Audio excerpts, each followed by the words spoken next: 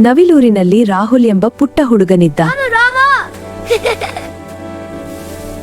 ಅವನು ಚಿಕ್ಕವನಿದ್ದಾಗಲೇ ಆತನ ತಾಯಿ ತೀರಿ ಹೋಗಿದ್ದರು.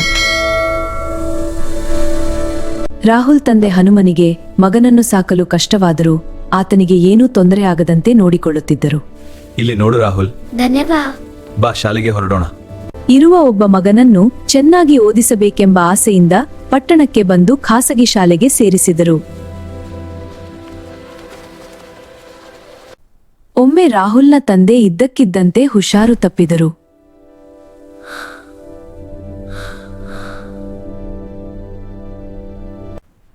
ಅಪ್ಪ, ನೀರು ಕುಡಿಯಿರಿ. ಧನ್ಯವಾದ ರಾಹುಲ್. ಈಗ ಔಷಧ ತೆಗೆದುಕೊಳ್ಳಿ. ನಾನು ಇಲ್ಲಿದ್ದೇನೆ ಅಪ್ಪ, ಚಿಂತೆ ಬೇಡ. ಅದೇ ಸಮಯದಲ್ಲಿ ಅವನಿಗೆ ಪರೀಕ್ಷೆಗಳು ಹತ್ತಿರದಲ್ಲಿದ್ದವು.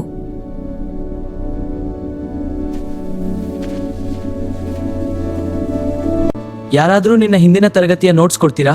ಸರಿ, ನನ್ನದು ಕಳೆದು ಹೋಗಿದೆ. ದಯವಿಟ್ಟು, ನಾನು ಕಳೆದ ತರಗತಿಯನ್ನು ಮಿಸ್ ಮಾಡಿದ್ದೇನೆ. ನಿಜವಾಗಿಯೂ ಕ್ಷಮಿಸು, ನಾನು ಸಹಾಯ ಮಾಡಲು ಸಾಧ್ಯವಿಲ್ಲ. ಇಲ್ಲ, ನಾನು ಕೊಡ್ಲಾರೆ.